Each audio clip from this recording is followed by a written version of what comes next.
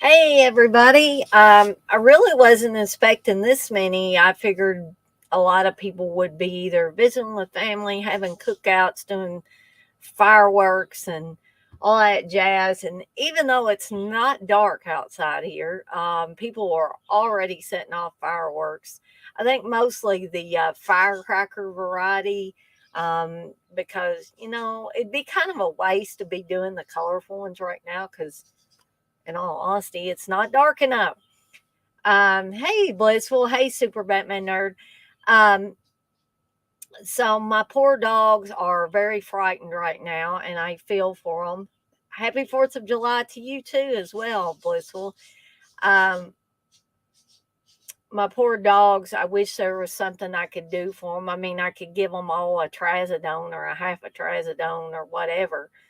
Um, but I don't know how much good that would do for them. My little girl, my littlest girl, is right behind me in the chair, shaking as we speak. And you may see me jump a little bit here and there because I'm in this back room. And so sometimes it sounds like freaking explosions. I guess people to the side of me and in back of us are, setting them fireworks off. I did some sparklers earlier. That's about all I felt like doing this year. Um, I may go out later if it's not too awfully noisy, and do some sparklers after it gets dark. But other than that, my 4th of July has consisted of me and Steve going to his mom's house a little earlier today and getting a fire stick set up for her and going out to lunch with her. We went to the Magic Walk, which is basically a Chinese buffet place, which was very good. But I got to feeling not so hot on the way home. And I don't think it was related to the food. I think it was just my stomach's been kicking lately. And so, and also I fell asleep on the way to her house and the way home too. I've been like super wiped out. So I should have got enough rest where I should be alert and ready to do this. Um, I do apologize. This is my second one of these, which that's Fireball whiskey. So if I seem a little too happy, that might be why, but I'm planning on stopping at this second one because I definitely don't want to get sick. Um, I don't really have anything to do for the daily grindhouse, so I'm probably going to skip that tonight. However, let me see if I can get. Let me see if I can get a link for you guys because um, I tried to I tried to show y'all something I thought was neat, which was the Dead Pit Buddies the one and only Dead Pit Buddies episode that I ever did, and it didn't get a copyright strike, and I thought I'd be okay because it didn't freeze the stream last night. So, but I did notice that I got a little email from YouTube that said that Paramount and whoever owns the rights to the song My Life, I kind of had in the back of my head that this would happen. They made a copyright claim, which is not the same thing as a copyright strike.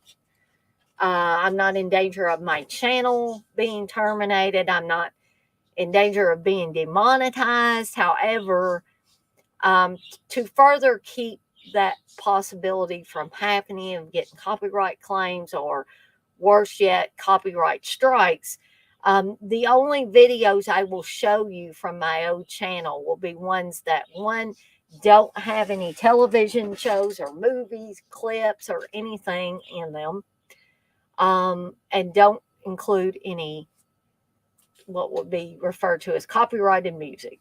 Okay, so what I am going to do for you guys is if you want to see all the old videos and you can watch them at your leisure, if you want to. I'm going to give you the link to my old YouTube channel, which I recently was able to regain access to. And you guys can watch or not, or, you can pick and choose. Oh, this one looks interesting. Let me take a look at that. Hey, Gory Tiger. Hey, Mayor.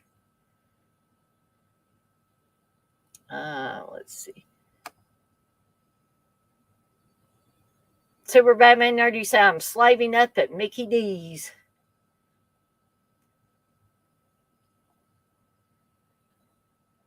Blissful says, Super Batman, are you keeping a little cool there? Mayor, you say, I've spent most of my day sleeping, and now I'm rearranging my movie collection. Aha, a very worthy task, Mayor. I've done that many, many times. Hey, Gory Tiger. Blissful says, Mayor, I'm organizing my kitchen. Exciting times. Okay. So, what I am going to do, like I always do, is my obligatory rundown of the upcoming watch alongs that I'm planning on having. And guys and gals, I am so sorry. I guess I got confused or something. I mistakenly told you guys that next Saturday or this coming Saturday that I would be on Dirk and Darren's An Hour to Kill. However, it'll be the following weekend that I'm actually going to be on there. So this weekend I will not be. However, July 8th, I am doing a watch along. July 8th and 9th, I will be doing watch along. So July 8th will be Superstition. July 9th, Summer School. July 15th will be the 1990s Scream. July 16th, Sleepaway Camp. July 22nd, Jaws 2.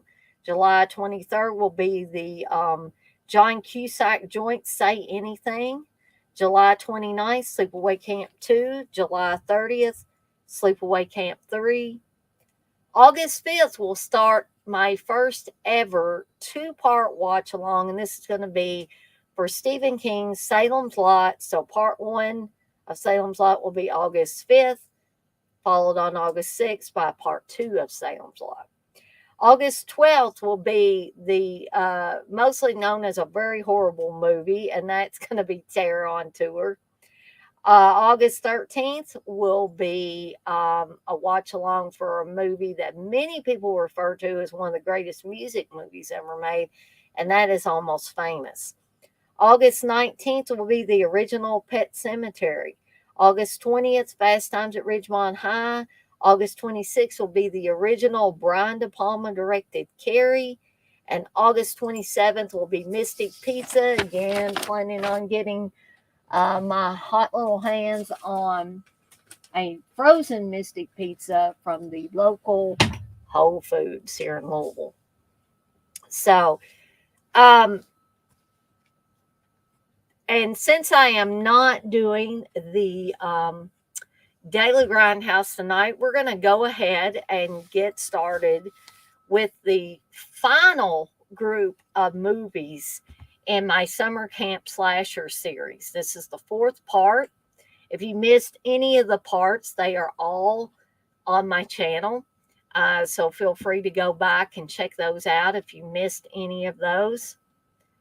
And, Blissful, hon, I'm excited about Halloween already too. I am ready for fall. This hot weather has just gotten me in a miserable state. So I feel you there. And I'm definitely, I realize I can watch all those fall Halloween movies at any point in time. Nobody's holding a gun to my head and telling me I have to wait until Halloween time. However, it's just so, I love it. And a lot of this is nostalgia again, but I love it when the weather turns a little cooler. You can smell those fall leaves. I get my wax warmers all geared up. I get my jack-o'-lantern wax warmer out. I get the crisp fall leaves wax to put in there. And oh my gosh, I'm ready to go. Get the candy for the trick or treaters and all that jazz. And usually I take off for Halloween. Now, last year, I was still in the process of looking for another job. So naturally, I was off at that time. But this year, I'm just, I'm back in the saddle again, got a new job, and hopefully I'll be able to take off for Halloween this year.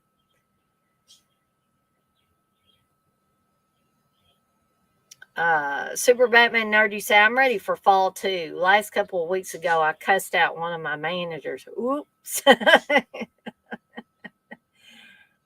that get you in trouble, Super Batman Nerd? Did you have to have one of those little counseling sessions with your boss? That's what they used to call them when I worked for the library, was counseling sessions, which usually meant your ass was in big danger of getting fired. Oh, cool, Blue. So you say it's going to be a blast this year. We have 11 little ones in our family. Awesome. So again, if anybody wants to join me live on the stream, I do have that link in the chat. I have just started, which you guys can let me know when I start. Does it kind of pin it where it's easier for you guys to find? Or is that doing any good at all?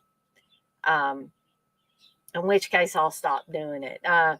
On my end, I can see a separate column. I see live and then I see starred. And when I get super chats or whatever, just so I can remember to thank people for the super chats, I will star them so that, I don't forget to say, hey, thank you for the super chat or whatever. Or if they'd asked a question, so I don't miss that. So you guys can let me know if starring it makes any difference or if it still gets lost in the chat eventually. If you guys need me to repost it, somebody can come on here, or several somebodies, if you feel the need, can come on at any point in time and be live with me. It's probably going to get a little noisy around here as soon as it gets darker, but we'll make it through. Super Batman Nerdy say, yes, a little counseling session, a couple of write-ups, and a slap on the hand. Well, I'm not going to say I never got wrote up in my time of employment, because I have. Of course, I thought, the times I did get written up were bullshit. And that was mainly at my first library job. Darcy, honey, you're going to have to quit doing this now. Sorry, guys, but she's just almost falling out of the chair and doing everything. And you want to say hello to everybody? Are you camera shy too? I love you. But you're going to have to sit down now. Okay. But anyway, and I'm sure there are others of you out there, you may not want to talk about it, and you may, but that have gotten written up before and totally thought some of the reasons were bullshit. Whistle says, you're beautiful, Darce. And we'll put that up on the screen there. You beautiful girl. Okay. I don't know if it's just getting hot back here just because it's hot outside, or it's because I'm drinking this whiskey. It's probably a little bit of both. I do notice my face is a little flushed, which happens when I drink alcohol sometimes. So, anyways, again, you guys and gals are free to join at any point in time while I'm doing these or going through these movies. We've got another 5. I'm going to end this with Bay of Blood, which is one that Dirk brought up, which is not really, we both agreed, it's not really a summer camp slasher, but it's kind of the one that got things started in that direction. Okay. before the Friday the 13th and all of that. But I'm going to cover 4 others, 3 of these being sleepaway camp movies, and then however long it takes me to talk about all these, and then I'm going to get the hell out of Dodge, try to get some rest, because tomorrow I start doing my buddy at work, Aaron's job, while he has gone to Michigan helping out our field techs. Hey, Matt. Nah, probably not, Super Batman Nerd. You say I don't think they would fire me since I worked there for 9 years straight. You know, a lot of times people can be really good workers, but you know, one bad day or the manager's being a pain in the ass or whatever can cause those types of things. And I had a really a mean manager for one thing. Darcy, do you want to get down? You can get down, get in the bed, baby girl. Okay. So, hear more fireworks. I don't know if you guys can hear it or what. So the first one I want to talk about, and this one can be considered a Memorial Day movie as well. Steve always told me when he was working at Fort Knox, and he was like, I don't know, like he would watch security cameras or something like that. But he worked one Memorial Day, and he said it was so boring, you know, that he brought this movie to watch. And that movie is Memorial Valley Massacre. And this has been under other titles, Memorial Day, I believe, and actually Son of Sleepaway Camp. I don't know why. And there might have been another title as well, but those are the 2 other titles I'm remembering. And you can actually tell when this movie comes on that the title has been, you know, another title, Memorial Valley Massacre, has been superimposed over something that was already there. Thank you, Blissful. Blissful says, please hit the thumbs up. Thank you.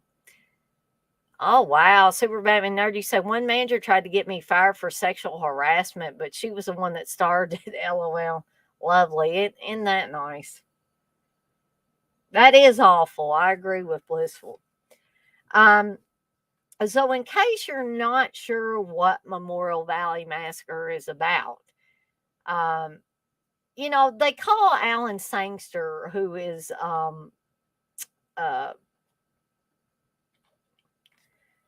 Darcy, please, honey, is Cameron Mitchell's character in this movie. They call him an evil land developer. I've watched this movie more than once. I don't consider Cameron Mitchell's character of Alan Sangster to be an evil land developer. He's maybe tries to, you know, it's kind of like the Jaws scenario that he's trying to push for the campground to open, and there's some bad things that have went on, including them pulling the carcass of a dead dog up out of the water supply. It's also kind of like the Friday the 13th scenario that somebody's keeps trying to sabotage things at the campground to prevent them from opening. So he's kind of like the mayor in Jaws. You know, he's going to open this campground at any cost because he doesn't want to lose money. Okay. So they say evil land developer. I just say land developer. So land developer Alan Sangster has just opened his latest tourist trap, the Memorial Valley Campground. As carloads of happy campers arrive for what they assume will be a weekend of fun in the great outdoors, a much more sinister presence is watching them from the nearby wilderness. When campers start turning up dead, Darcy, what do you want? Get down here. Sorry, guys. When campers start turning up dead, their bodies brutally mangled. George, the head forest ranger, is tasked with finding the killer and putting an end to the bloodshed, but it seems he might know much more about the sinister killings than he's letting on. And guys, I'm going to give away the twist in here. So if you have not seen this, you might want to plug your ears or walk away here soon. Shot under the title Memorial Day and released internationally as Valley of Death. So it was also under the title Valley of Deaths. Memorial Valley Massacre is a cheerfully absurd direct-to-video slasher featuring imaginative deaths and a wild choice for a killer. Directed by Robert C. Hughes, who also did Hunter's Blood, and starring John Kerry from Dolomite, William Smith from Red Dawn, and genre film icon Cameron Mitchell from the Toolbox Murders. Vinegar Syndrome presents Memorial Valley Massacre in its original disc debut, newly restored in 4K for its original camera negative. Now, this film does not look bad. It's not the best thing to come out on Blu-ray, but it's definitely not the worst thing to come out on Blu-ray. So the picture quality and sound quality and all that is pretty decent. The killer in this is basically a feral young man who, spoiler, guys, so here's your chance to plug your ears up, walk away, whatever. Okay? So I hope those of you have while I was blabbing, I hope you have turned away, turned down the sound, blocked your ears, whatever. So the killer, the young man, turns out to be the head forest ranger's son, who I believe they say he was kidnapped or got lost in the woods or something to that effect. And his dad has been looking for him for years, and that probably explains why he's the forest ranger at this campground. So it turns out to be his son, who has grown up in the wild. I really don't understand, it's horror movie logic, I guess. I don't really understand why they could never find him. Because obviously he's not hid very good. He's living in a cave there somewhere on the campground.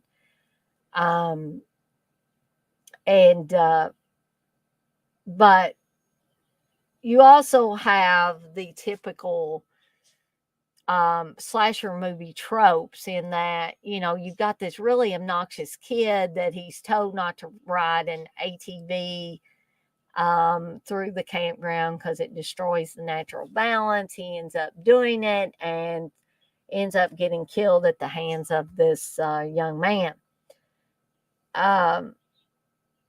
Plus you have this one girl. It's like one girl and two guys, and it's like she does kind of almost like a striptease dance in front of everybody out in the rain at one point. And I'm talking about the whole damn camp, because the killings have started by then and everybody's kind of gathered together in one place. And I really don't like that girl. The guys she's with are okay. They're your typical horny teenage boys who say, "Oh, which one of us do you like best?" But she, and I'm sorry if people, especially you ladies, find this offensive, but she's pretty much a whore, and that's not,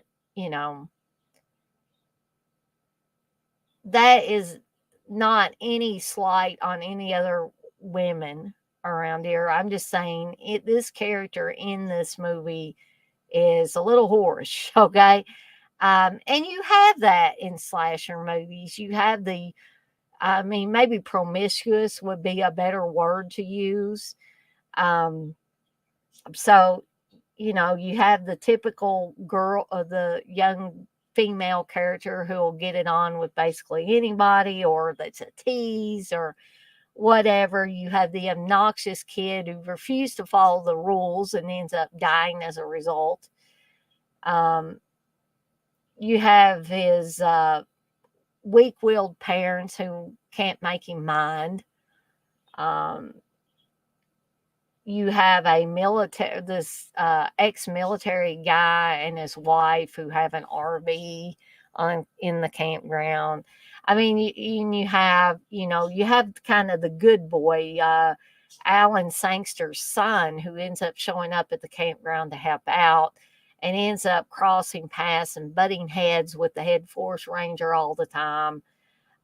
He tries to, get in good with this one girl, this pretty young girl that he sees trying to get her tent put up. And she kind of,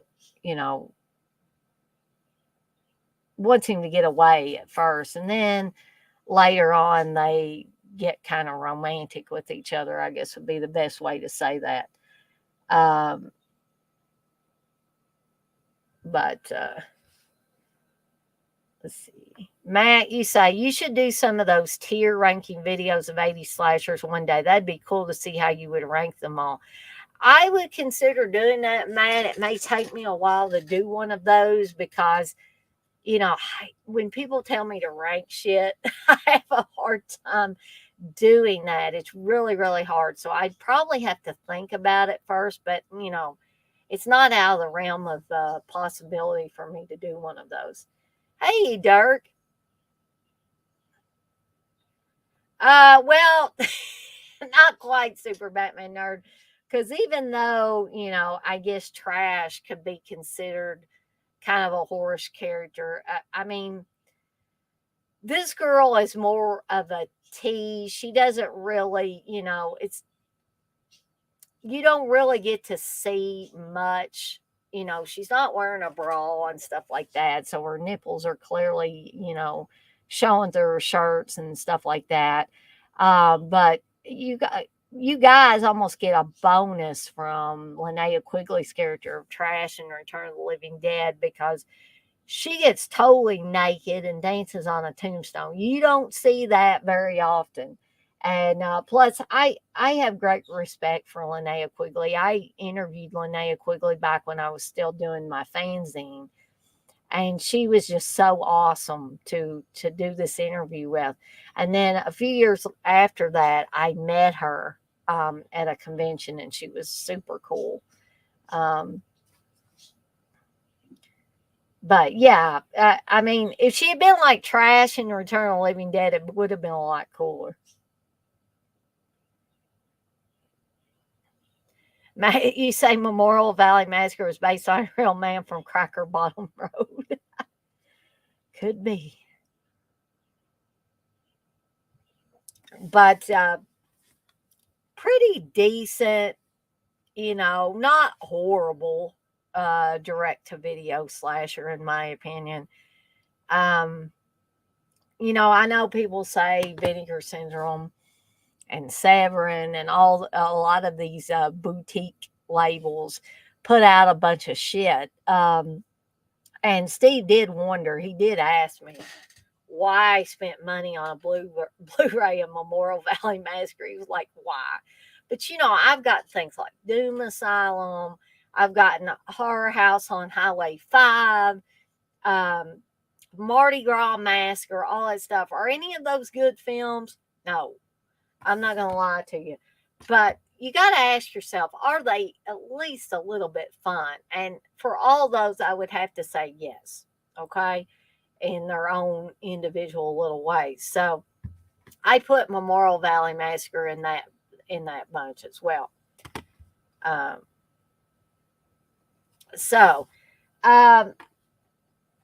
Moving right along is the first Sleepaway Camp. And again, you'll notice that my copy, or at least the slipcover for Sleepaway Camp, there we go. Did y'all hear that? Is signed by two people that were in the film.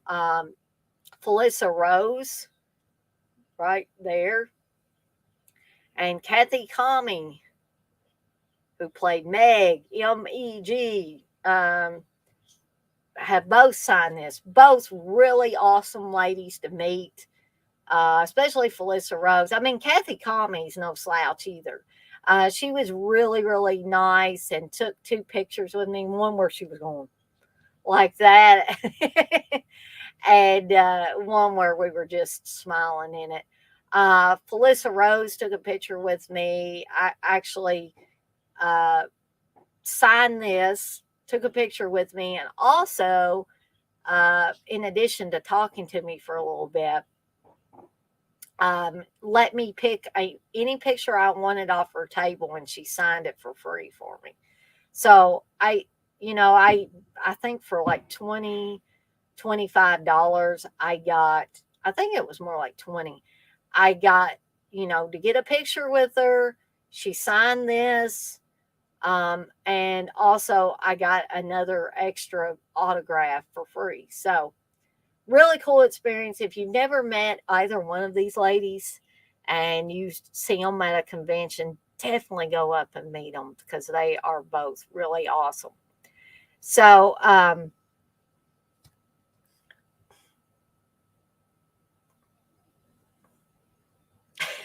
Turkey say that Tara 10 killer vinegar syndrome slip is going to mislead so many. Yeah, it probably is, Dirk. Oh, going to be a lot of pissed off people unless they listen to, maybe Dead Pit or hear me say that, no, it's not a really good movie.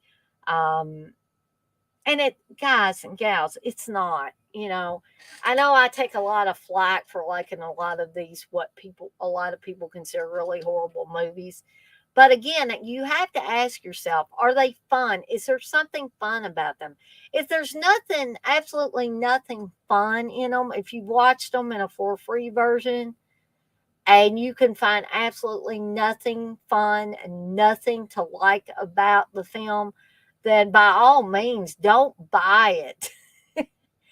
Don't spend that hard earned money on it, okay?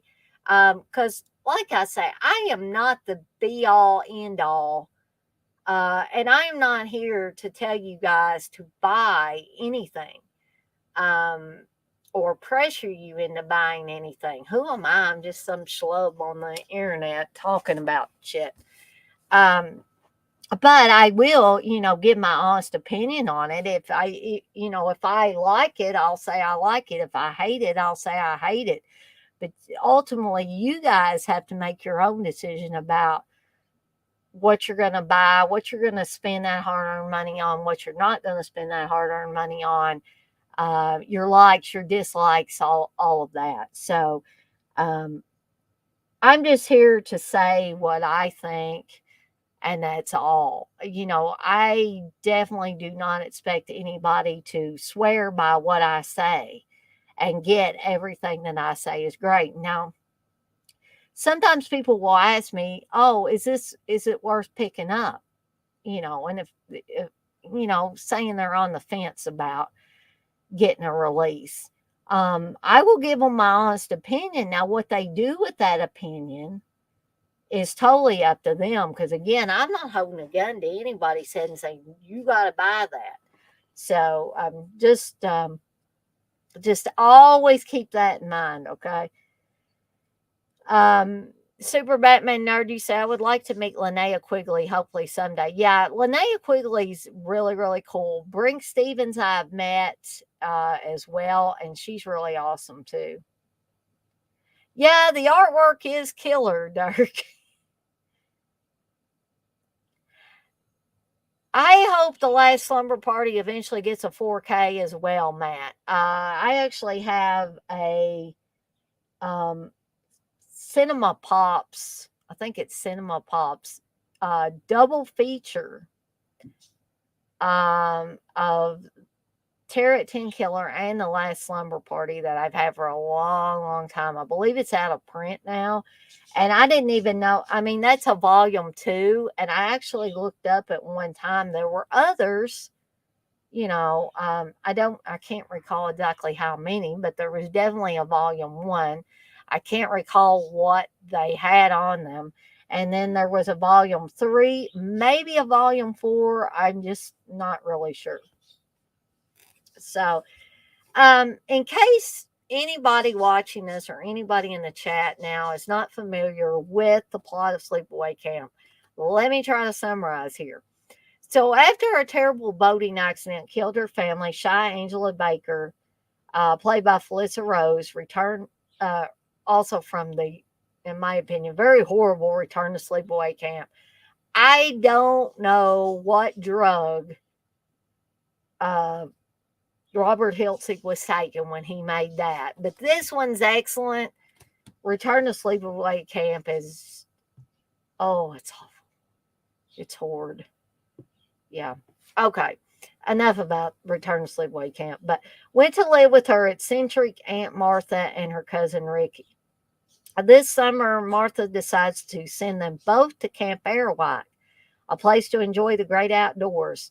Shortly after their arrival, a series of bizarre and violent accidents begins to claim the lives of various campers. Has a dark secret returned from the camp's past, or will an unspeakable horror end the summer season for all? From its grisly makeup effects to the truly shocking and unforgettable climax, and yes, guys and gals, I'm going to give away that climax here in a little bit, so keep that in mind. Sleepaway Camp is no ordinary slasher film. It's a cult classic. And I agree wholeheartedly. Again, Robert Hiltzik knocked it out of the ballpark with this one. Now, again, I don't know what he was smoking. I don't know what drugs he was taking. But for the love of God, I hope when he made Return to Sleepaway Camp that he was on some kind of drugs, meds, alcohol, smoking a little weed in the background, something. Please, for the love of God, tell me that he did not make that film straight. Okay?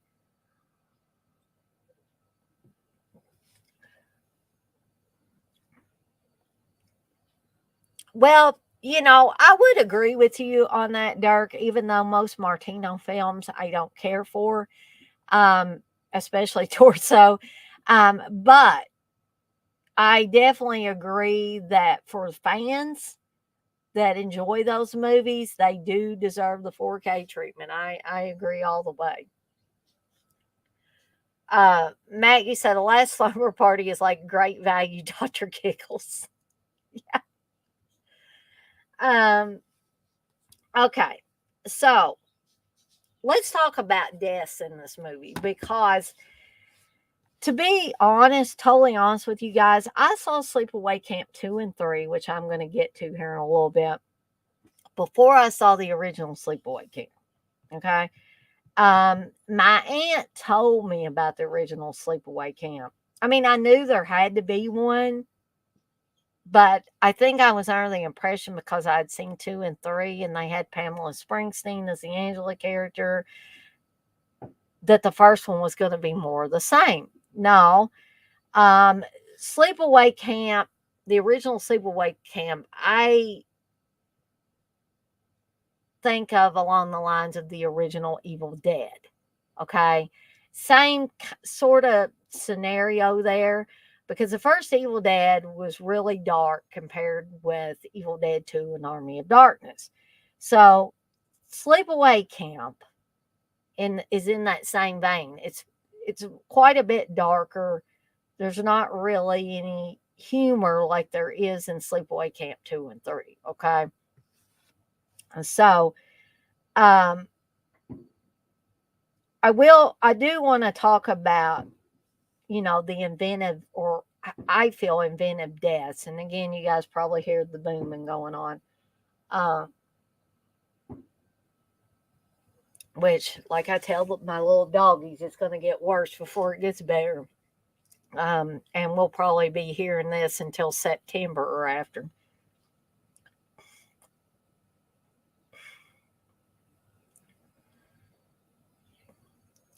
Super Batman Nerd, you say, I couldn't stand that one character that said your ass stinks, but he wore the same clothes days on.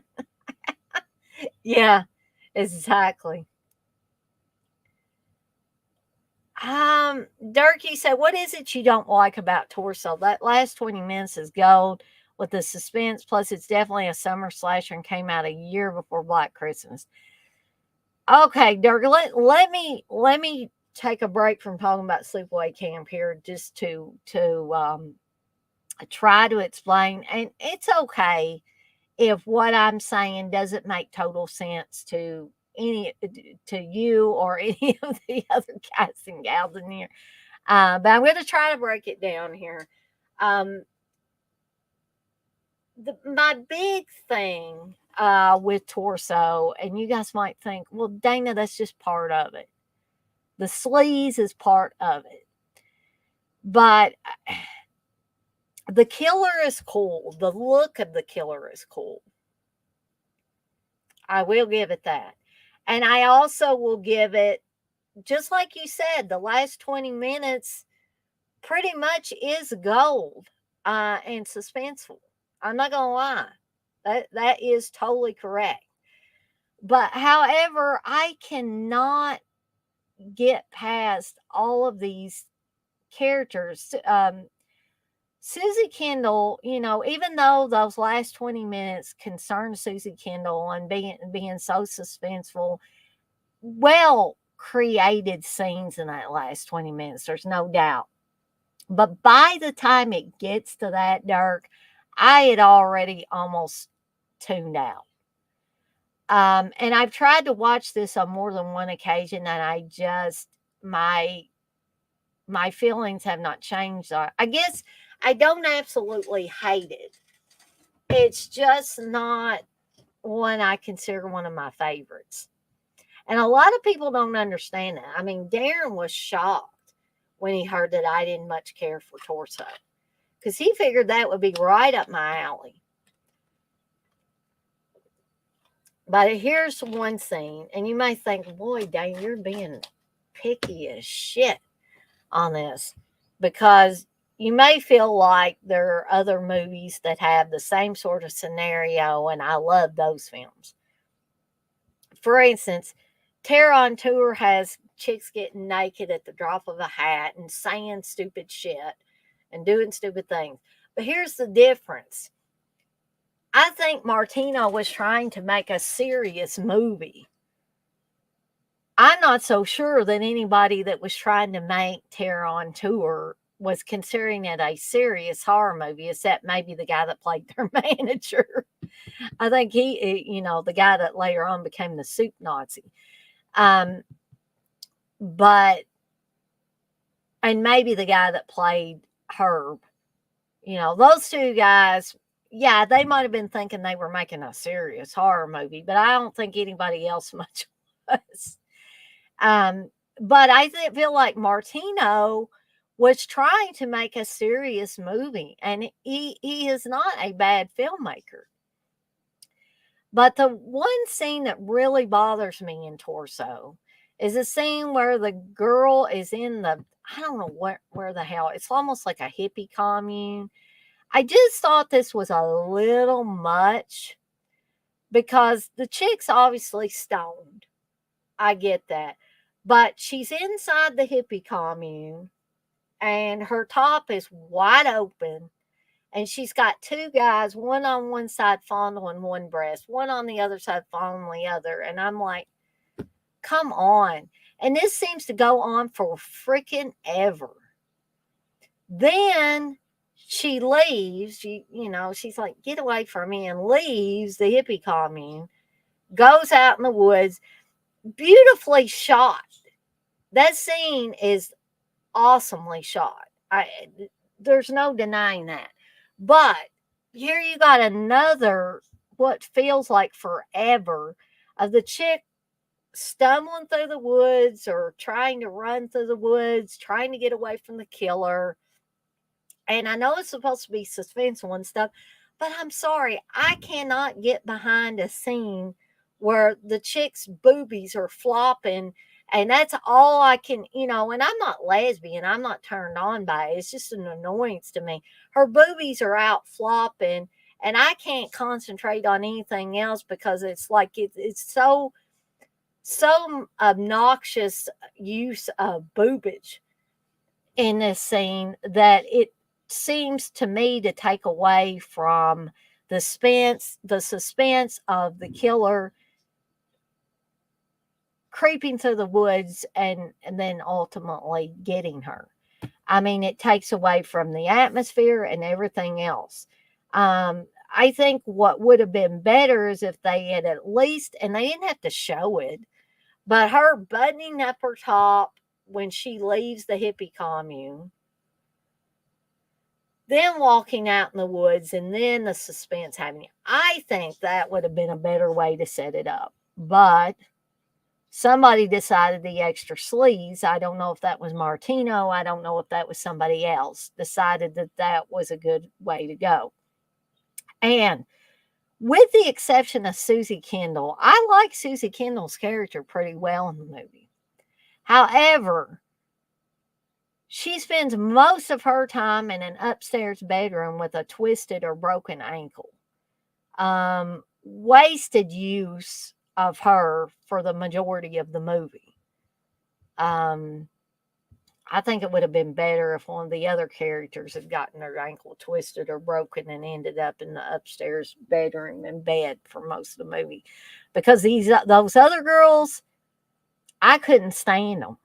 They were super, super annoying. And again, for me, that detracted from anything that could be considered great about the movie. But I hope that shed a little light on it, Dirk, and I hope it didn't piss anybody off, me talking about that.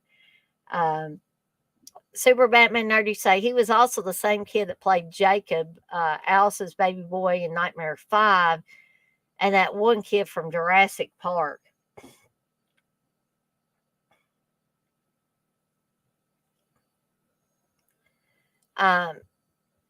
Darren, you say, hey, gang, that's one of the best things. Exactly, Darren, for you guys. But I don't know, it didn't do anything for me. And again, I'm not a prude. It just, I just found that whole, the whole scene, especially the scene where she was in the commune, she wasn't even getting chased by the killer at that point.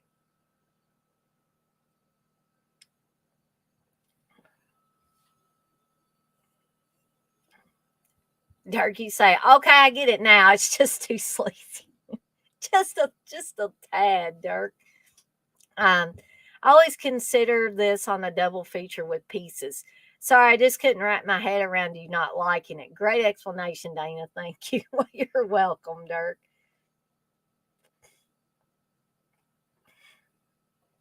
Hey, mental heck. Darren, you say, yes, I do get it as well. Well, thank you, guys. All right, so back to Sleepaway Camp, but y'all could feel free to talk about anything that you want. So, Super Batman Nerd, I want to go back up to your.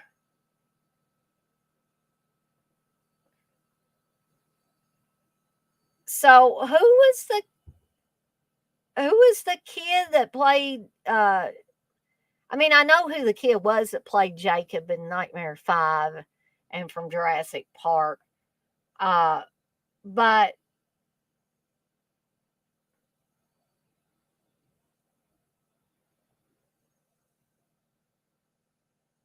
I'm not sure. I'm not sure where I lost the connection with that, and I couldn't stand that one character that said your ass stinks. Now, are you saying that was the kid that played Jacob? So I guess I have a disconnect somewhere. Sorry, it might be the booze, Super Batman Nerd. So if you want to give me more of an explanation in there, that'll be fine. I just didn't want to miss anything that you were saying. But anyway, back to Sleepaway Camp. And what I feel like's inventive deaths. When my aunt told me about this one, and she was like, you got to see this because a guy gets boiled and gets boiling water poured on him, and the blisters look real realistic about popping up on his face. And there were several other things that she told me about. And she was not lying. When I watched this for the first time, I was like, wow, because I don't think I had seen anything quite like this at that point in time. Okay. So you got the camp cook, who they seem to be pointing towards him being a pedophile, unfortunately. Gets boiling water a big, huge pot of boiling water poured on him. And you watch as, I know about bladders and all that stuff and the special makeup effects, but the blisters popping up as he's screaming and the steam is still rolling off of him seemed very realistic at that point in time. Like, what, 83 or so when this came out? Um,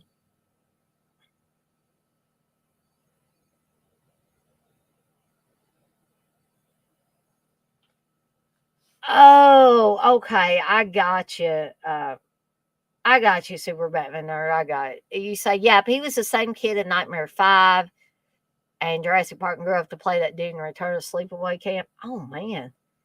I didn't realize that. I guess I was so annoyed by that movie that I just missed that. Darren's saying, great Martino show last night. Yeah, that was a pretty good show. I watched it. I watched it as Steve was on there, and Dirk was on there, of course, and Phantasmat was on there as well with Uncle Bill. I was watching it on YouTube back in the living room as Steve was doing the show back here. So so you've got that kill, you've got a guy getting drowned, and then when they find him, a snake crawls out of his mouth, which is so cool. You have a guy burned all over his head by bees. Or, I mean, not burned, stung all over his head by bees. Sorry for the distractions there. Stung many, many times on the head by bees as he's taking a crap in the bathroom. So, or as he says, and this is the one and only movie I've ever heard this term used. Before he gets killed, he's telling the guys, he says he'll come play baseball or whatever with them. But I got to take a wicked dump first. I always find that so hilarious. Not only that, but you have like the one baseball scene where the one guy tells Ricky, eat shit and die, Ricky. He says, eat shit and live, Bill. What other movie do you do you hear these lines uttered? I can't think of any other movie. Something's choking me up now. Sorry, guys. Something was just tickling my throat like crazy.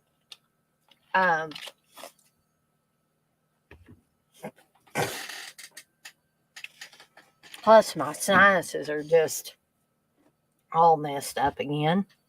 They weren't. They were a little bit better, but now I've got all that nasty drainage and stuff. So I'm sorry if I sound disgusting as I'm trying to get my throat cleared and stuff. But, oh, well, you're welcome, Dirk. But you also have the scene where they have Mozart, the kid they call Mozart. They have him with a rag or a towel or something over his eyes, and they're doing the mind over matter thing, telling him that he won't be able to raise up, and it's all a trick for his face to connect with another kid's ass. And then they all laugh about it. So that you got that scene in there. And the kid whose ass gets hit by Mozart's face is Christopher Collette, who was in some other movies. And also, not to bring up the Cosby Show again, for those of you that would rather not talk about Cosby. But this was a show this was a really good episode. And Christopher Collette played one of Theo's friends from school that had cancer. And it was about Theo having to deal with, he really wanted to see his friend, but he felt it bothered him to go to the hospital and see somebody that was sick with cancer. So, really good episode. And Bill Cosby wasn't in it a whole lot either.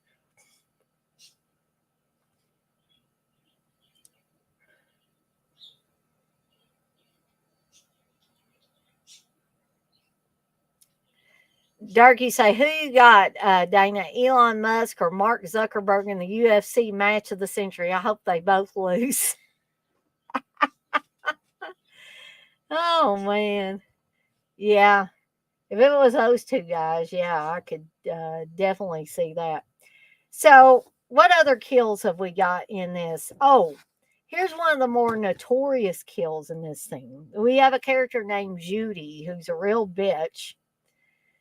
And she basically gets it by getting molested by a very hot curling iron. And I kid you not, this scene has to be seen to be believed because you don't even have to see that sucker going into the naughty place, okay, to know that this is very, very bad because you see this in shadow. So the girl's knocked out, a pillow's put over her face. She starts coming to, um, and you know there was a curling iron, and you see a hand pick up the curling iron.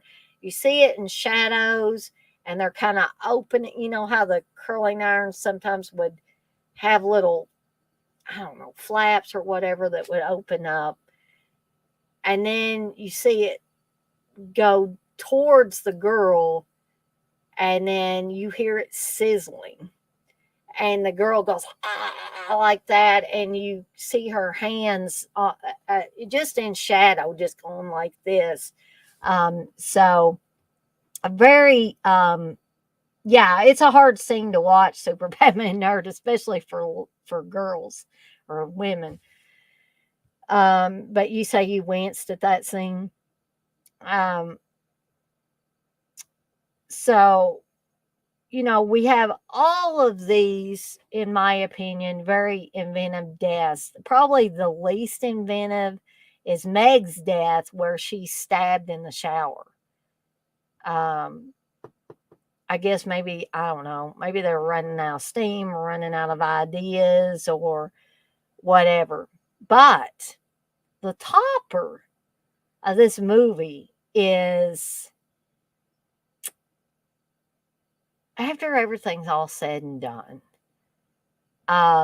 some young kids are axed up or hatcheted to death, as they say in Sleepaway Camp 2, when they're telling the story. Which you don't see a whole lot, but I think that scene is better that way because you just see bits and pieces of it, and so it just works.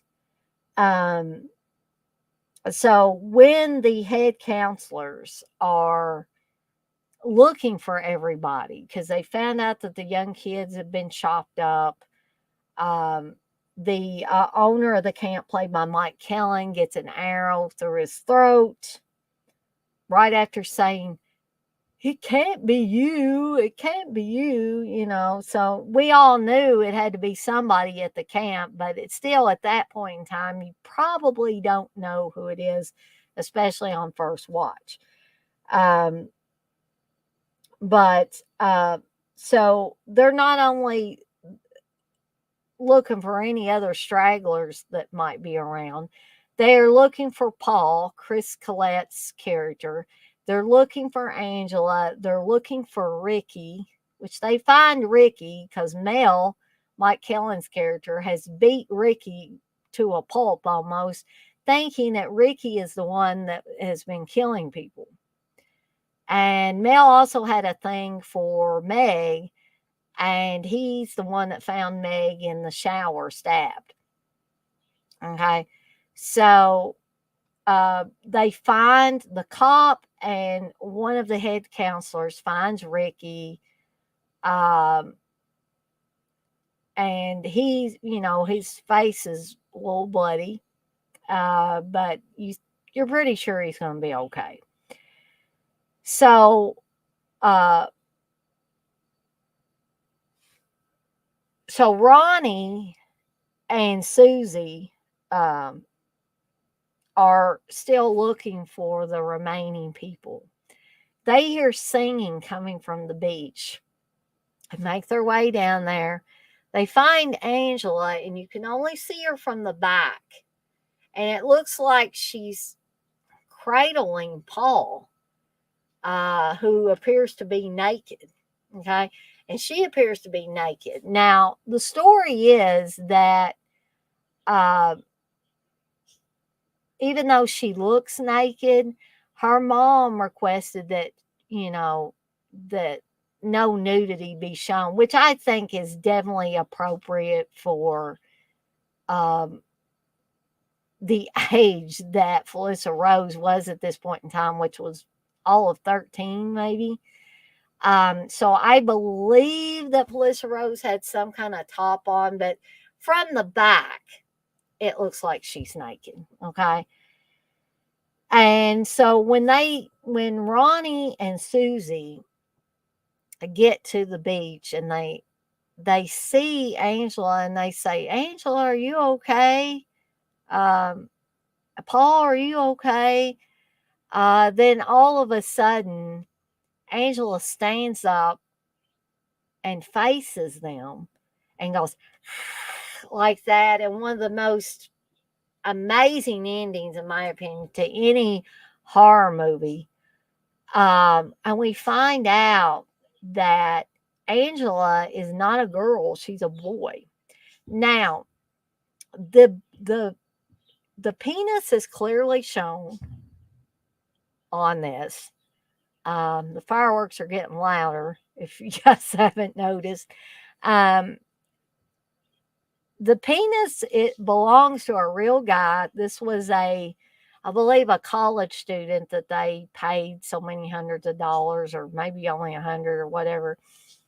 It was said that he had to drink a lot before he could do the scene. They had a Angela mask that they put on him. That's why that scene kind of looks a little odd. And also, Angela looks like she's grown to about 6 feet tall. Uh, this is the last scene, but I just go with it. So we find out that due to the boating accident at the beginning of the film, and we thought that Angela was the one that lived, but it was Peter, her brother, who lived. And then we are taken to a flashback. And if we didn't already know that Aunt Martha was fruity, anyway, we see this whole scene where she's talking to Peter. Peter's head is bandaged. The father has gotten killed. And Angela had gotten killed in the boating accident. Peter is sitting there with his head bandaged up, and Aunt Martha is going on about how we already have a boy, so another one just wouldn't do. Oh no, a little girl would be so much nicer. Don't you think so, Angela? She says. And she says, Angela, what a lovely name. I believe it means angel. I know you're going to like that name. Won't you, Peter? And then Peter looks up, and that's actually when it flashes to Angela standing up. We find out she's got a penis. She's a boy. She has killed Paul.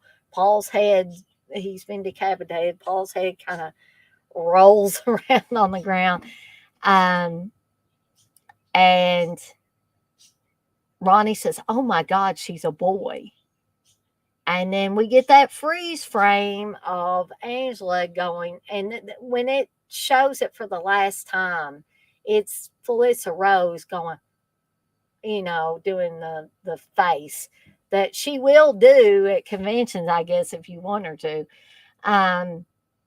So then you're frozen on that scene. It kind of turns green. Then the credits roll, playing the very haunting song about Angela. Okay, so I know it took me a while to get through all of that, but this is such a great, great film. Um, in my opinion, great slasher film. It's got great effects, great setup, one hell of an ending, in my opinion. Um, and yeah, just a wonderful, wonderful horror film all the way around for me.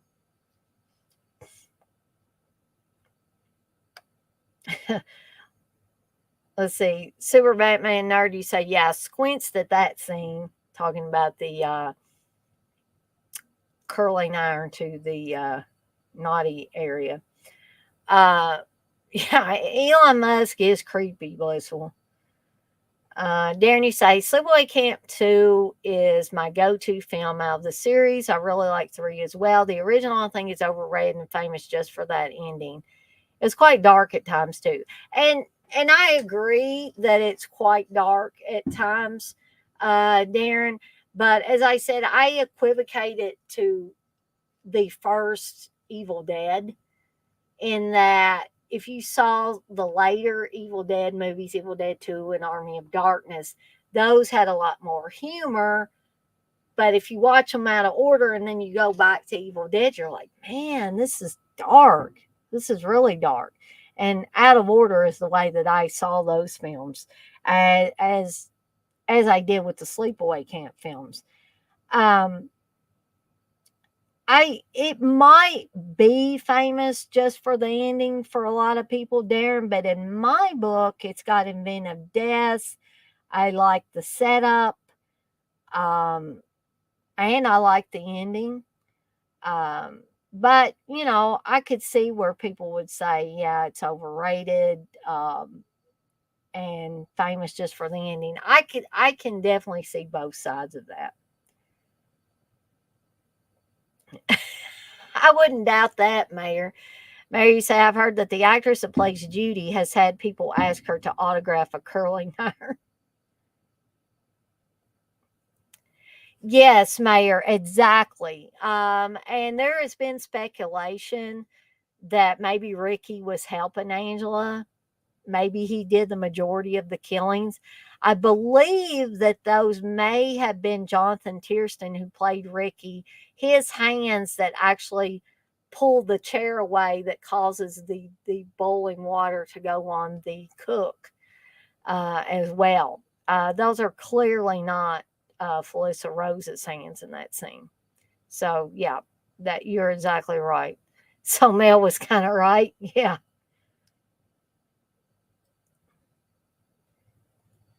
Mary say, Darren, my go-to is the first Sleepaway Camp movie. I didn't like the tone to shift to be more comedic than the original. Darren, you say, yes, Mayor, they usually divide fans. Mayor, you say, I love Aunt Martha's performance. And Desiree Gould, who sadly passed away in the last few years, was very, very good in this. And I heard that she was quite the character in real life as well. Mayor, you say, yep, I have 2 selfies with Felissa, one normal and one where we're both doing the open mouth famous expression. I would love to see that picture, Mayor.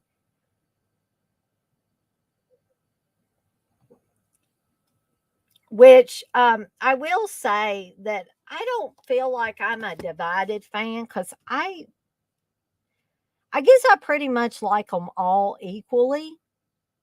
Although I have heard people say that part 3 seems a little bit rushed. Um, But basically, Sleepaway Camp 2 and 3 were filmed back to back. So that might be why people think they seem rushed, or that one seems rushed, or a little more not, I guess, not polished. Darky says Sleepaway Camp is my favorite of the franchise, don't care for the rest. Yep, I've heard both schools of thought on the Sleepaway Camp movies. Um, Darky said they're okay. All right. So, speaking of the sequels, that brings us to Sleepaway Camp 2, with the introduction to Pamela Springsteen playing an older version of Angela. This was actually the first Sleepaway Camp movie I ever saw. Okay. So I definitely did not watch them in order. I watched 2, 3, and then a little bit later 1. Okay. So, little plot synopsis for Sleepaway Camp 2. Welcome to Camp Rolling Hills. Meet your camp counselor, Angela Baker. She's the kind of counselor who enjoys camp songs, nature walks, board games, and murder. 5 years after the horrific slaughter at Camp Arawak, Angela, played by Pamela Springsteen this time, has created a new position for herself as a counselor at Camp Rolling Hills. Angela is about to teach bad campers a brutal lesson in survival when they are sliced, stabbed, drilled, and much worse. Renee Estevez of Heathers and Intruder and Walter Gotell, The Spy Who Loved Me, co-star in this outrageous sequel to the original cult classic. Okay. These next two, part 2 and part 3, were both directed by Michael Simpson, who, if you watch the behind the scenes stuff about the making of these two films, you can tell that it seemed like everybody on the film was having a great time. Now, the only person that may have not been having a great time on these movies was, or it seemed to me, would be Fritz Gordon, who was the writer of 2 and 3. Because if you listen to, and I think it's on this one, if you listen to the commentary with Michael A. Simpson and Fritz Gordon, so there's audio commentary with director Michael A. Simpson, screenwriter Fritz Gordon, moderated by Jeff Hayes, who did the Sleepaway Camp films website, and he probably still does. I haven't looked for it in a long time, but I just assume it's still up. I think it's sleepawaycampfilms.com. So Jeff Hayes is moderating this, and they start talking about the Happy Camper song, which was written by Michael Hitchcock. Okay. And, very innocently, Jeff Hayes says something about there being a conflict with Michael Hitchcock and Fritz Gordon about that song or about something about the movie. And I have never seen this happen on another commentary before, where Fritz Gordon just sounded really pissy and said, "We don't need to talk about that." There was a very uncomfortable silence after that before anybody started saying anything. Michael Simpson didn't say anything. Jeff Hayes didn't really say anything. And Fritz Gordon definitely didn't say anything. So, very uncomfortable situation there for a few seconds. So I remember my dad renting this one. And the reason why he rented it was because of the original video cover, which doesn't even have Pamela Springsteen on it. So I hope you guys can see that. This is why my dad rented this back in the video rental days, because it had a girl on the front with a hockey mask and a Freddy glove and all that. And Dad naturally was thinking, okay,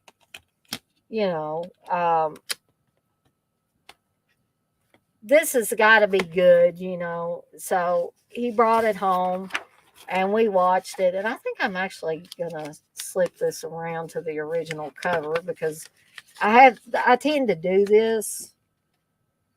Maybe I can show you guys this picture better. When I have, a slip cover that has the new artwork, then I will just flip this around and have the original. But this was the original VHS cover art. It was what my dad originally saw way back when.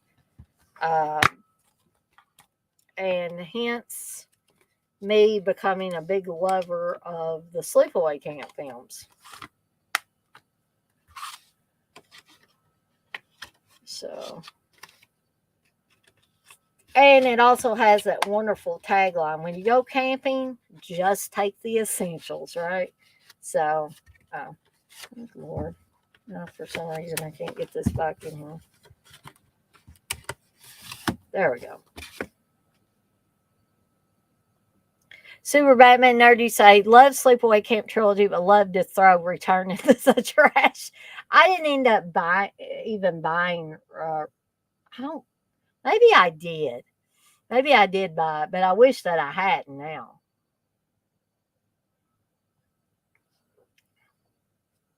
Okay, so again, I think there are some pretty cool death scenes in this one.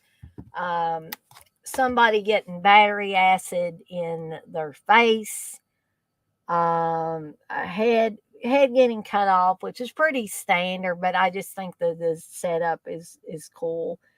The opening kill, I thought was amazing way back when I was watching this on VHS.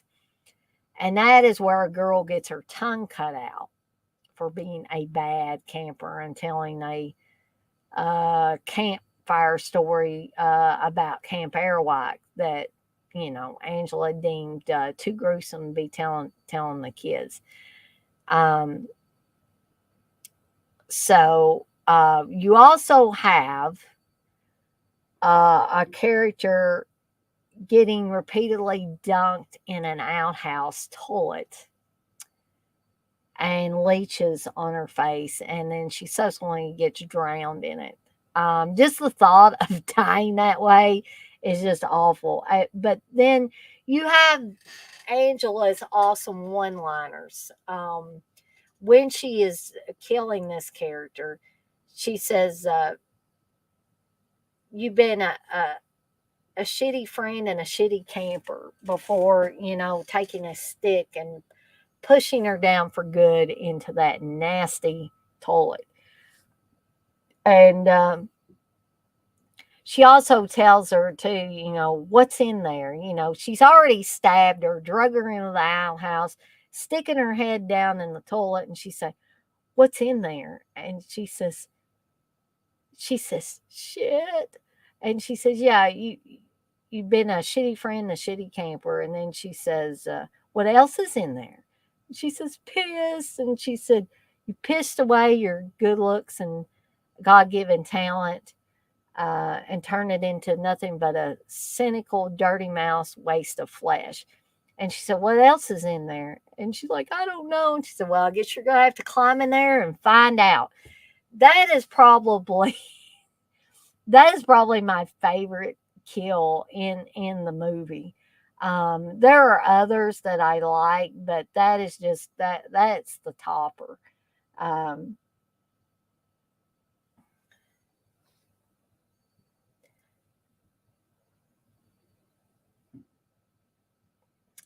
well, hello, Pamela Springsteen, Bruce's little sister. You say, "Hello, campers. Who's this mayor character that doesn't like my movies? I might have to teach him a lesson." Uh-oh. I think Super Batman Nerd, she did for having a potty mouth, but I think Angela also says something to the effect of telling that gruesome story and scaring the kids half to death. So it was probably a little bit of both. Mayor says, "You'll have to catch me first, Pamela." I love it when Pamela Springsteen supposedly turns up in these chats. Um, so you have, in my opinion, for the most part, inventive deaths in this one. You have that extra layer of comedy added. I think Pamela Springsteen was a spot on choice to play the Angela character. You know, in all honesty, and some people might disagree with me, I think Felissa Rose did awesome in the original Sleepaway Camp. However, I don't think at that point in time that she would have worked for the Angela character in part 2 and 3 for what they were going for. Um, and that is no slight on Felissa Rose at all. I think she's a wonderful actress, a wonderful person. I just think for what they were trying to achieve with parts 2 and 3, I think Pamela Springsteen worked better. And maybe that's just because I watched them out of order. You guys can feel free to disagree with me on that. But you have another kill where these two campers are trying to scare Angela. And one has his face looking like Freddy Krueger. The other guy has a very unlike Jason hockey mask, but it's still a hockey mask. And they're planning on scaring Angela, who's supposed to be taking her campers out camping, okay, in the woods. So you have the scene where the one boy who's supposed to be Freddy Krueger said, why you would have a glove that had real blades on it, I don't know. Again, horror movie logic. Okay. But he loses, he drops his glove or something and he's looking for it. And a hand comes up on the other side of a log and has the Freddy glove on. He thinks it's a friend maybe. And he says, oh, great. Where did you find it? And then it swipes across his throat, killing him. Then the other guy who comes back from taking a pee, thinks that, this is his friend in a different costume. We find out that it's Angela, and Angela gets a chainsaw and ends up cutting this guy up. So pretty cool scene there. And, you've got chase scenes through the woods, stalking and slashing and all that good stuff. So you can't really go wrong with Sleepaway Camp 2. I like it. I like part 3. Part 3 probably is the weaker of the two, if I had to say which one was weaker of the two sequels, but I still like it.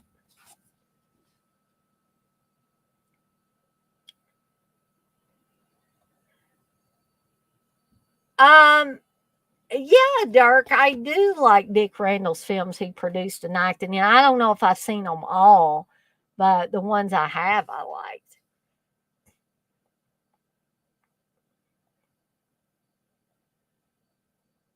Darren, you say they definitely took it in a different direction.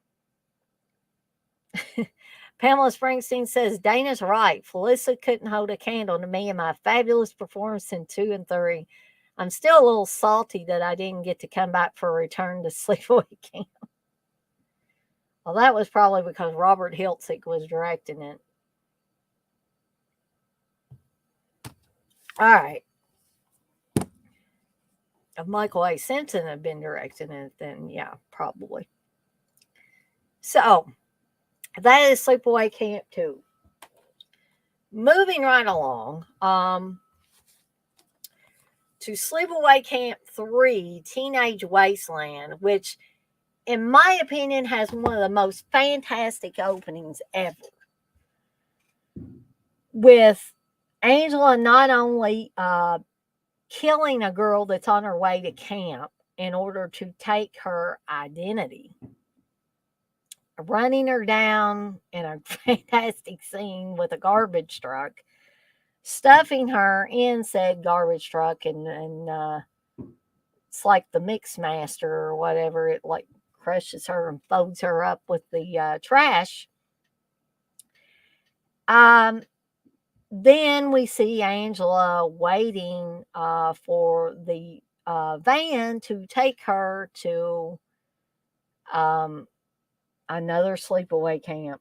In this case, Camp New Horizons, guys and gals. But she gets on, or she gets in the bus or the van, and the van starts to pull away. And we hear this laughter before this really rocking song starts. and it says on the wall in bright red paint, Angela is back. I mean, to me, that is one of the best openings to a horror movie I have ever seen. Keep in mind, this is my opinion only, but I do feel like that is one hell of a way to start off a horror film. Uh, Pamela Springsteen says, I just might have to teach the director too for not bringing me back. Uh-oh. Robert Hiltzik better look out. I wanted to say, I think Robert Hiltzik might be a realtor now. I don't even think he's really making movies anymore. Okay. So, a little bit of a plot synopsis about Sleepaway Camp 3. Welcome to Camp New Horizons, where an autumn retreat brings together a group of obnoxious rich kids and surly city thugs for an experiment in sharing under new inept management. This is the ideal setting for notorious psychopath Angela Baker. Pamela Springsteen from Sleepaway Camp 2. Also from Fast Times at Ridgemont High, which is something that I'm going to do a watch along for a little bit later. To join the camp and do what she does best, eliminating immoral teenagers with everything from a knife to a lawnmower. And I'm going to talk about that scene for sure. Michael J. Pollard is in this movie, guys and gals, from House of a Thousand Corpses, Bonnie and Clyde, and many, many other films. Tracy Griffith, Melanie Griffith's sister, from Fear City and The First Power, and Jill Terashita from Night of the Demons, co-star in this third installment of the Cult series. Okay, again, this one was directed by Michael Simpson.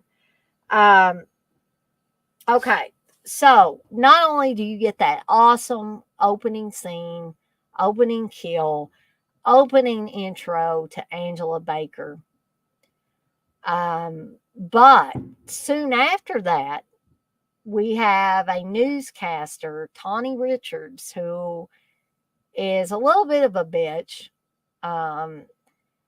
and evidently has a cocaine habit.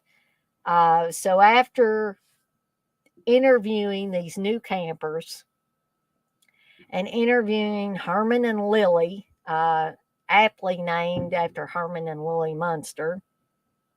And also, I wanted to say part 2, the characters were pretty much named after not Rat Pack, but Brat Pack members.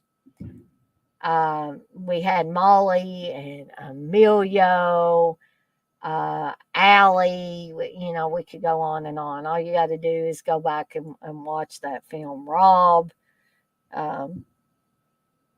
But anyway, in this one, the characters, with the exception of Herman and Lily, are named after, I believe, characters from West Side Story. But don't hold me to that. I think I'm right on that. So Tawny ends up seeing Angela, and she's going by the name of the girl that she killed, Maria. But so she sees Angela, aka Maria, and she looks like the type of girl that would be into drugs, right? And actually, she tells Tawny that she looks older than the rest of them because of massive drugs, or massive drug use. And so Tawny's like, oh, she lights up like a Christmas tree. She's like, so she said, you know where I could get some good coke? And Angela says, yeah, there's a coke machine in the dining hall. And she's like, very funny. And then eventually Angela says, I'll be right back. And then the next scene, you see her mixing up some kind of Drano concoction. And it's not going to turn out well for old Tawny. And as Angela's mixing this up, she says, one of the many dangers of being a drug addict is never really knowing if the stuff is pure. Okay. So then she brings out a little baggie of what looks like cocaine to Tawny, but we know better. And Tawny says, it's a little much, isn't it? And she said, oh, it's a gift. You're my favorite newscaster. And so Tawny says, have a nice life. And before that, or actually, Angela says, have a nice life. But I think Tawny says, happy camping. But before that, Angela tells her, this will really clean your pipes. To which, we're all winking because we know what she's put in there. Okay.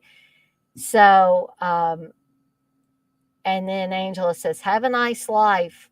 And then as Tawny pulls away in her fancy car, she says, what's left of it? So Tawny ends up pulling away from the camp, I guess going down some back road.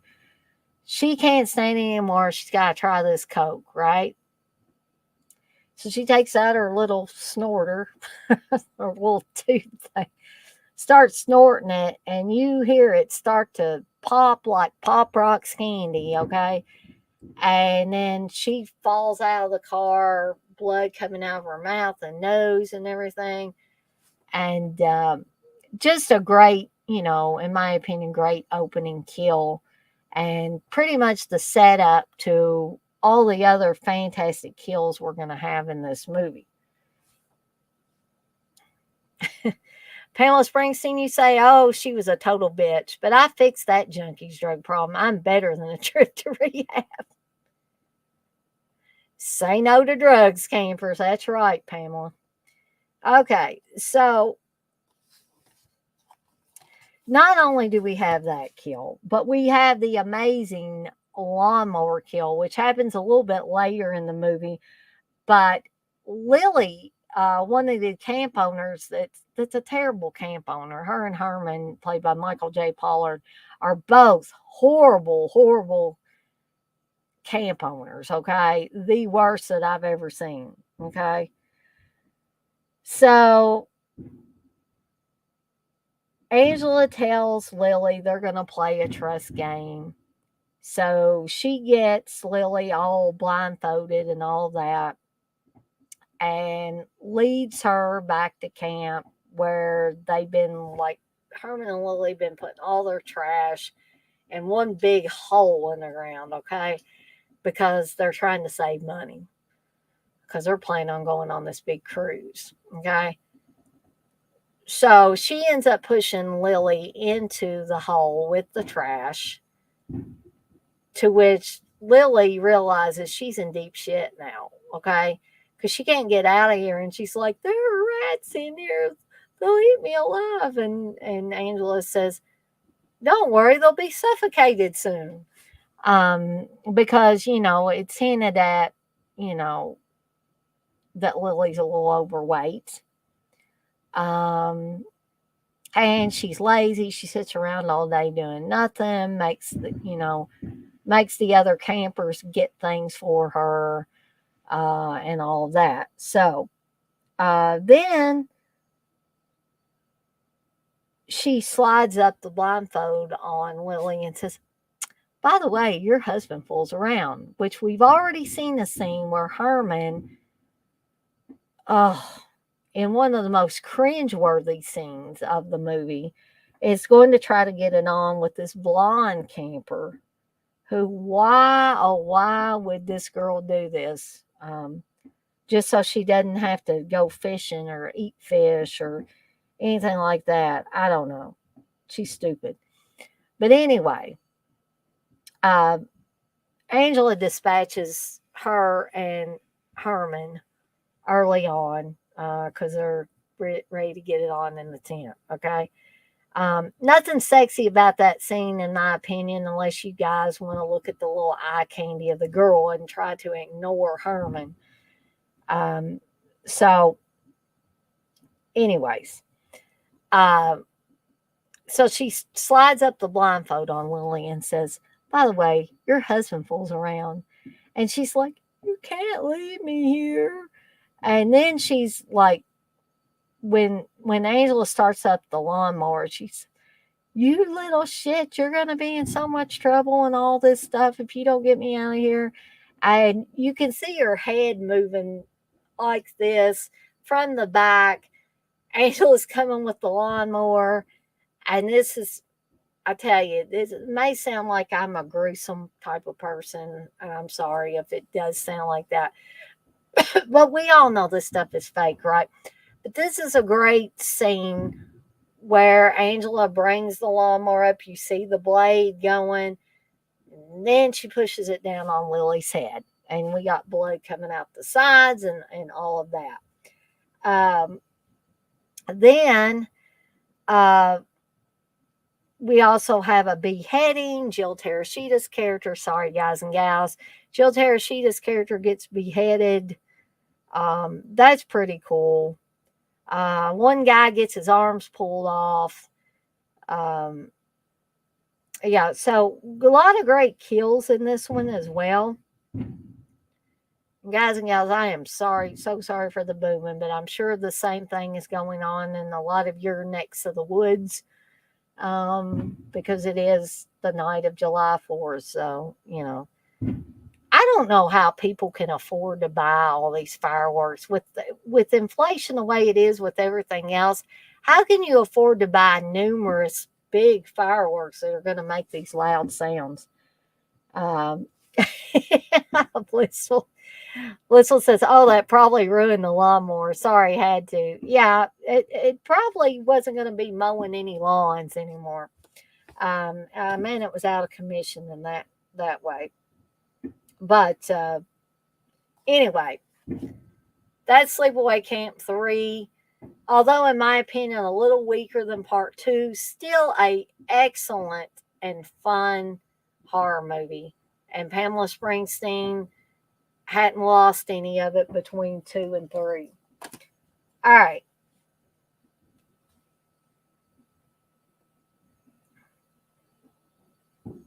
Pamela Springsteen says, oh, the lawnmower scene was completely real. Me and that actress didn't get along at all. All right, so as promised, the final film is going to be one that Dirk brought up to me. So I hope Dirk's still in here. In his opinion, and I would have to agree with him, it's kind of the one that started the summer camp slashers, even though it technically is not a summer camp slasher per se, and that's A Bay of Blood. Supposedly directed by Mario Bava, but I'm not saying he didn't direct any of it, but this seemed to be something that his son might have had mostly a hand in. Because this doesn't seem really like any other Mario Bava movie. This is also the best title that, and I agree with this, a lot of other people have said this. The alternate title is Twitch of the Death Nerve. What an awesome title. Bay of Blood's okay, but Twitch of the Death Nerve is a lot better, I think. Super Batman Nerd, you said, yeah, everybody else wastes their money on fireworks and blowed my car payment insurance and a new car battery. Yeah, at least you were being responsible, Super Batman Nerd. Pamela Springsteen says, oh, you're right, Bliss. What totally ruined my lawnmower. Blissful says, Pamela ruined a lawnmower, had a little fun. It's all good. All right. So, in case there are those of you in here, those of you that might be watching this later that might not be familiar with A Bay of Blood, let's talk a little bit about the plot of this. See the film that set the slasher movie blueprint. Can you handle the terror of Mario Bava's giallo classic, A Bay of Blood? When a rich countess is murdered, it's a race to see who will inherit her estate And you can bet that the body count is going to rise rapidly in the process as the plot twists spin wildly out of control. The pile of bloody corpses is going to get higher and higher as one by one the mangled victims are hung, speared, stabbed, and macheted. 13 horrific murders turn the screen crimson with blood. 13 corpses float in the bay of blood.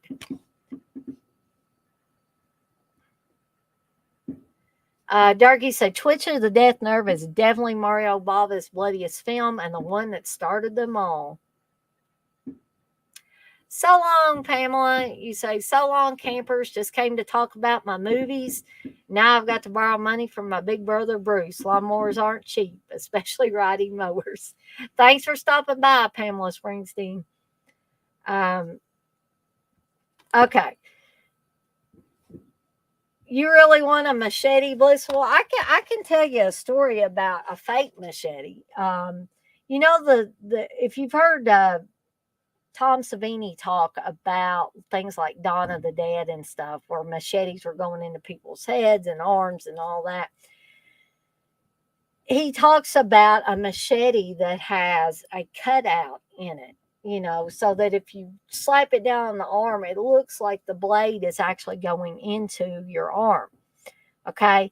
And these aren't real machetes. They don't have real blades in them. Now, I don't know about the Tom Savini ones. They may have been a little more realistic. But the one I had, and for the life of me, I don't know where it's at. I need to look at my parents' house again and see if I can find it.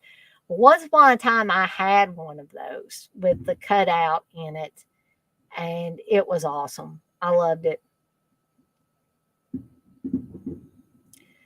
Darky said, great multiple twist, and the ending is perfect. Yes, I mean, I really can't find a weak spot with the Bay of Blood. I mean, the kills are just from the opening scene of the kill to that fantastic ending. Dark Shy, give away the ending, or you think I should keep that one to myself? Dirk says, I have a few machetes. Haha, we call them snake killers here, and these damn water moccasins are mean as hell. Mayor, you say, I've got a real machete. The artist custom painted it and has all of the different Jasons painted on it. That's cool, Mayor. You wouldn't? Okay. So I won't give away the ending, but it's just an ending that you got to see it to believe it. Okay. It is fantastic. Blissful says, see, all the cool guys have machetes.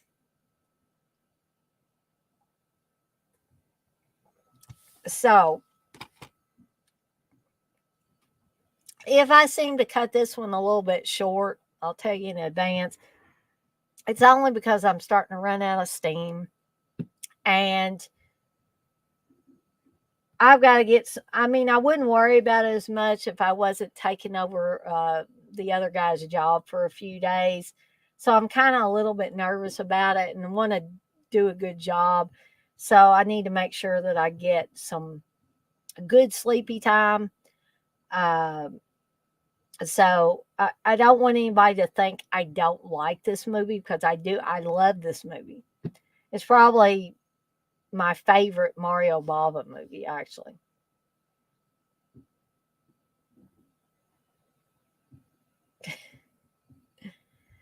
So, but I will say, if you have never seen Bay of Blood, aka Twitch of the Death Nerve, I mean, run, don't walk to find, preferably a for free copy if you don't already own it, and just have it around and just haven't ever watched it before. Try to find a for free version first, but I say, if you can find a for free version, please watch this. If you're in the slasher films, like it says on the back here, it became the slasher movie blueprint pretty much. And Dirk's right about this. It's the one that started it all.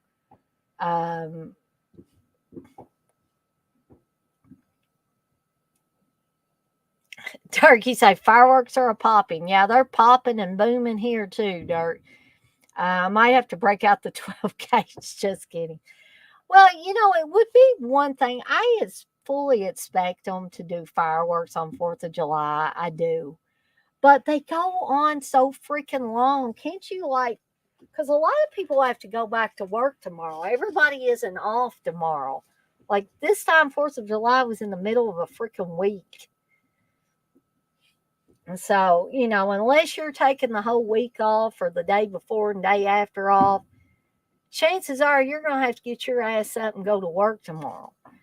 So people need to get some sleep. And obviously, either people don't care or they just not thinking. Because it's almost 10 o'clock now. It's like, don't you guys run out of steam? Haven't you run out of money? Haven't you run out of freaking fireworks? I don't know how they have that many. And, what I used to do when I would buy more fireworks, if anybody cares, is I would get a few little ones to do, and then I would get one big one to just have the blowout. But these freaking people seem to have like multiple large fireworks because they're booming. They're boom, boom, boom. Those are the big ones for me. But, and my dogs are scared. My dogs shake and shiver. People's kids, some kids are scared of fireworks. When I was a kid, I was scared of the sound of them. My mom said I always was. And I still don't like the continuous booming going on because it'll quiet down for a little bit and then it'll start up again and it scares the shit out of me. You got a half an hour of silence and then boom, so it's just unnerving is all.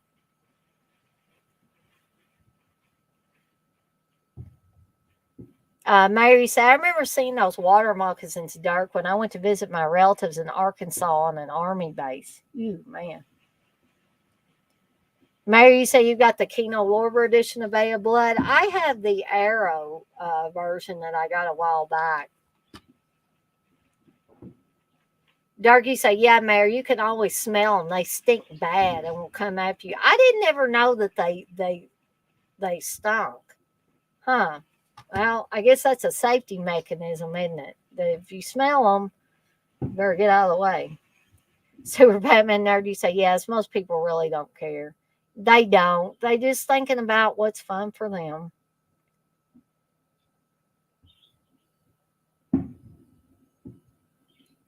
Darky said, I think Mario Bava deserves a Blu-ray box set. I have the same release as the mayor. Yeah, box set might not be bad. Mary said, I've got an apartment inspection tomorrow afternoon, so I need to finish putting my movies away and doing a little tidying up. Yeah, definitely if you're going to have an apartment inspection, Mayor. So what else can I say about Bay of Blood other than it's awesome, has awesome kills in it, and an ending that has to be seen to be believed. And as Dark said, the one that started it all. And I fully believe this. I don't think we would have the type of slashers we had later were it not for this film. So I'm thankful to it on all levels for that.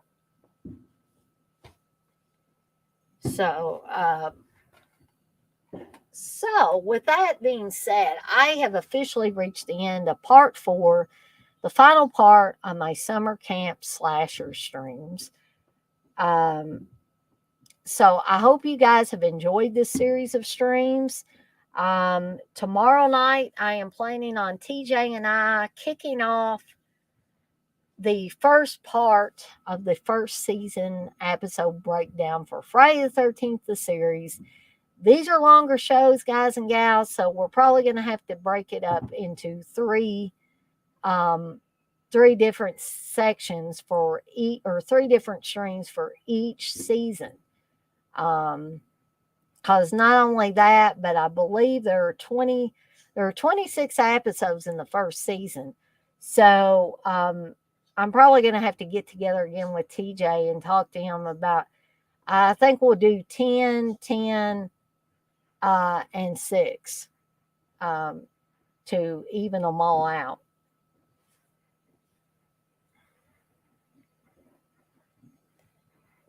Mary say, yeah, all my Bava films are from Kino except for Shock from Arrow. You have a good one too, Darren.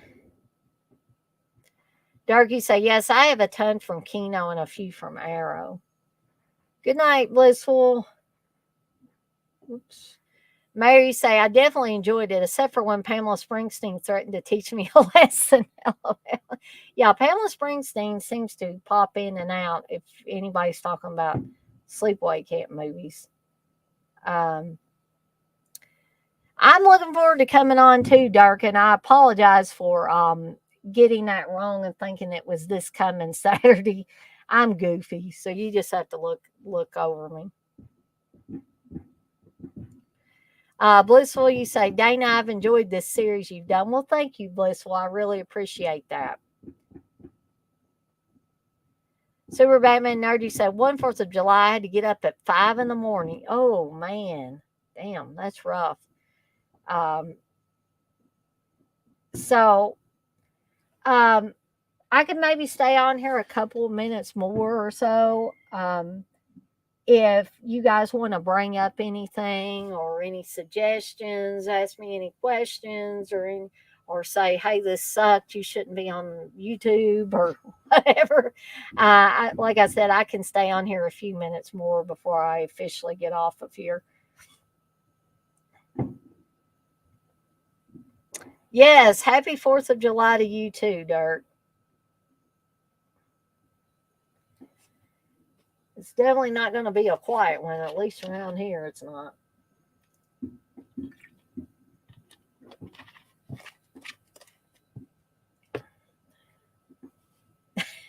That's right, Mayor. It's exactly what it sounds like it's doing out here.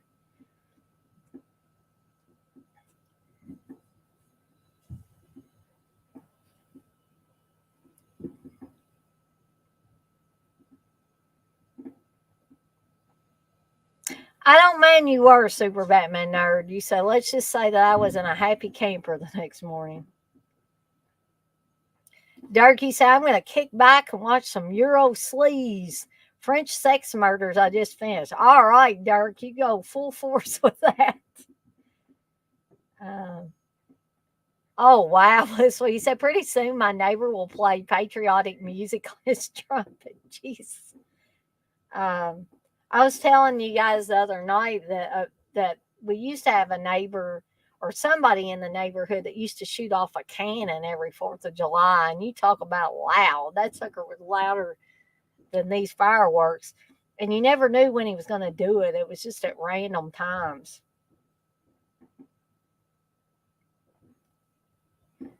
Darren says he just watched that earlier.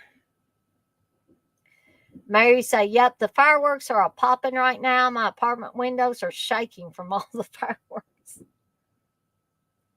You know, speaking of fireworks, when I used to live out in the country with my parents, you would hear fireworks, but from far away. So it was a real shock to move to Louisville and be in a neighborhood where, you know, every neighbor, it seems like around you and streets over and everything are letting off these big fireworks. I mean, it's just crazy. And when Steve and I first started dating and I spent, you know, some 4th of July's with him, it didn't seem like that they went on as long. They do a few and then it would be done on 4th of July. And they certainly didn't keep going for months afterwards like they do now. So I don't know what the issue is or what caused that. But there was a loud one, guys. You probably heard that one. Super Batman Nerd, you said, Dana, you have a good night, a good 4th of July. Thank you, Super Batman Nerd. You do as well. Hope you guys get some rest. And on that note, I'm going to skedaddle on out of here for the night, and I will see everyone on the flip side. Y'all have a good night now, and I'll see you next time. Dirk, you say, never know what you'll see here. Last year I seen a drunk, naked Cajun running, throwing strings of firecrackers. Damn, Dirk. Shoo, man. Okay, guys and gals, I'm out of here for real tonight. See you next time.